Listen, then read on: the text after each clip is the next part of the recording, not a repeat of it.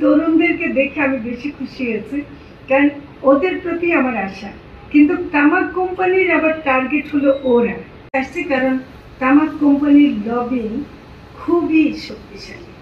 আমি এটা বলবো যে এমনকি আমাকে জানে বলে যে আমি তামাক নিয়ন্ত্রণ কাজে ছিলাম, তারপরেও একটি বড় কোম্পানি, আমি নাম নাই ধরলাম, সে তার একজন প্রতিনিধি আমার রুমে ঢুকে গেছে। সেই কোন কালে চট্টগ্রামে আমাদের এক প্রতিবেশী, আমরা তাকে আপা ডাকতাম, সেই আপার নাম ধরে ঢুকছে। পরে এসে বলে কি সে একটা কোম্পানির এবং তাদের কথা যেন আমি শুনি। তখন আমি সোজা দাঁড়িয়ে বললাম যে প্লিজ আপনি বেরিয়ে যান, আমি কোনো কথা শুনতে পাবো না। তো এরকম আমাদেরকে, তো আমার ক্ষেত্রে এরকম হচ্ছে, অন্যদের বাড়ি বাড়ি গেছে তারা, এটা আপনার মমিনা মনি ওনারা জানেন, প্রত্যেকটা উপদেষ্টা তারা গেছে এবং তারা লবিং করছে। আনফর্চুনেটলি একটা জিনিস হলো কি, যে framework convention on tobacco control যেটা আছে বিশ্ব স্বাস্থ্য সংস্থা, এইটা সবকিছু ধারা সব মহলে জানা নাই। যেমন কৃষি মন্ত্রণালয় যিনি চালাচ্ছেন উনি তো আর এটা জানেন না, বা ইন্ডাস্ট্রি যিনি ইন্ডাস্ট্রি কমার্স। আসলে যখন আমি বলি যে 5.3 অনুযায়ী আপনারা একটু বসতে পারবেন না, এমনকি কথাও বলতে পারবেন না, তখন ওরা একটু অবাক হয় এবং আমাকে এই পর্যন্ত কতজনকে যে 5.3 মানে মোবাইল ইয়েতে হোয়াটসঅ্যাপে ফরওয়ার্ড করতে হয়েছে খালি ওদেরকে বোঝাবার জন্য যে এটা হলো 5.3 অনুযায়ী আমরা পারি না।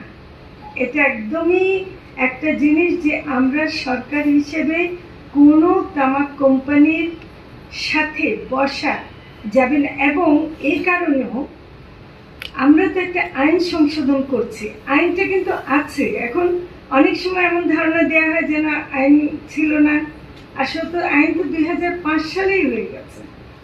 তারপর 2013 সালে একটা সংশোধনী হয়েছে এবং সেই সময় তামাক বিরোধী নারী জোটে আমরা যারা ছিলাম, আমরা তখন ধোঁয়াবিহীন তামাককে সংজ্ঞায় ঢোকাতে পেরেছি আর কিছু করেছে। তারপরে আমরা দেখলাম যে বাস্তবায়নের ক্ষেত্রে কিছু বাধা আছে এবং যে 6টা প্রস্তাব দেওয়া হয়েছে সেগুলো খুবই সুনির্দিষ্টভাবে তামাক নিয়ন্ত্রণ কার্যক্রমকে যদি ঠিকভাবে চালাতে হয় তাহলে সেগুলো খুবই দরকার। এটা স্বাস্থ্য মন্ত্রণালয়ের জন্য খুবই দরকার এবং এটা একটা আন্তঃমন্ত্রণালয়ের বিষয়। এবং সে কারণে যেমন স্ট্যান্ডার্ডাইজেশন করা প্যাকেটে, যেমন জর্দা আমরা 45 সাইজের কোটা পেয়েছি, 45টা সাইজের, মানে 5 গ্রাম 2 গ্রাম থেকে গুলের সাইজ এতটুকু পর্যন্ত আছে, 22 গ্রাম কমন খুবই মানে ওটা মাঝারি সাইজটা, আর 50 গ্রাম 100 গ্রামটা আছে। কিন্তু এই যে নানা ধরনের হওয়ার কারণে এটার ব্যবহারটা মানে বিশেষ করে ছোটগুলো হওয়ার কারণে এটা সহজে গরিব, মানে জর্দা গুল তো আসলে গরিব নারীরা খায়, এটা আসলে কিন্তু মাথায় রাখতে হবে যে গরিব নারীরা খায়। কাজে তারা যখন অসুখে ভোগে তাদের তো টাকাও থাকে না যে চিকিৎসা করবে, তাদের মরা ছাড়া কোনো উপায় নেই। আমাদের ফারুক ভাইদের ওখানে অনেকগুলো রোগী তারা দেখেছেন যেগুলো মানে মুখের ক্যান্সারের যে ভয়াবহ চিত্র তারা আমরা দেখেছি। সেই জন্য এই ক্ষতি কিন্তু মারাত্মক ক্ষতি। তো 2013 সালে যে সংশোধনী হয়েছে এবং 2013 সালের সংশোধনীর পরে যেটা নাসরিন তো দেখালো যে তারপর 18 গুণ আমার রেভিনিউ বেড়েছে। সংশোধনীর সাথে তো রেভিনিউর কোনো সম্পর্ক নাই।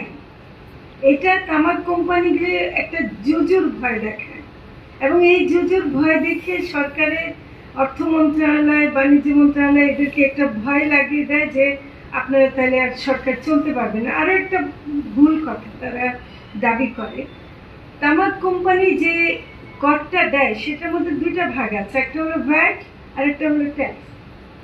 ভ্যাটটা তো যে খায় সে দেয়, তাই না? আর যে তামাক কোম্পানি যে তারা আয়কর দেয় ওটার মধ্যে বহু ফাঁকিও আছে, এটাও বহুবার ধরা পড়েছে। তো তারা তো আসলে আমাদেরকে দিচ্ছে না, তাদের কারণে সরকার চলছে, এ কথা ঠিক না।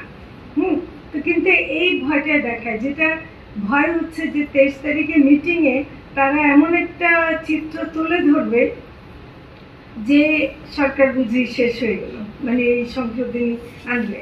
তো এটা কিন্তু খুব ভয়াবহ, এবং এখন কিন্তু তারা যে চেষ্টাটা করছে, দেন ফিলিপ মরিস কোম্পানি কিন্তু আগে অত সামনে আসছে না। ব্রিটিশ আমেরিকান টোব্যাকো কোম্পানিকে আমরা যত দেখি, ফিলিপ মরিসকে কিন্তু দেখতাম না। এখন কিন্তু তারা খুব সামনে চলে আসছে। জাপান টোব্যাকো ইন্ডাস্ট্রি কিন্তু সামনে চলে আসছে, এবং তার মানে তারা একটু সাহস মানে দেখাচ্ছে যে তারা আমার মনে হয় যে তারা এটা করা মানে তাদেরকে করতে দেওয়া যায় না, বুঝছেন? এটা আমাদের দেশের মানুষের জন্য। এই যে তরুণরা, তুমি করে বলি, তরুণরা তোমরা ফ্যাসিবাদের মতো কঠিন রোগ বাংলাদেশ থেকে সরাতে পেরেছো, আমাকে পারবা না? পারবা কি না? অবশ্যই পারতে হবে। তো কাজে যেটা নাকি আমরা ভেবেছিলাম যে এই ফ্যাসিবাদ আর যাবে না, কিন্তু সেটা তো গেছে।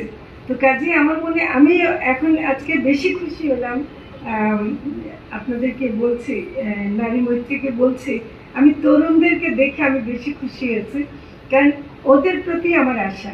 কিন্তু তামাক কোম্পানির আবার টার্গেট হলো ওরা, এটা মাথায় রাখতে হবে। কারণ যাদের বয়স 50-এর বেশি হয়ে গেছে, তামাক কোম্পানি হিসাব করে দেখবে যে বড় যারা 20 বছর খাবে, কিন্তু একটা যদি 20-25 বছরের ছেলে মেয়েকে তামাক ধরাতে পারে, সে আরো 50 বছর খাবে, তাহলে তার ব্যবসাটা অনেক সুদূর প্রসারী। তো কাজেই তামাক কোম্পানিগুলো তরুণদের মধ্যে যাচ্ছে, শুধু ছেলেদের মধ্যে না, এখন মেয়েদের মধ্যে তারা আসছে।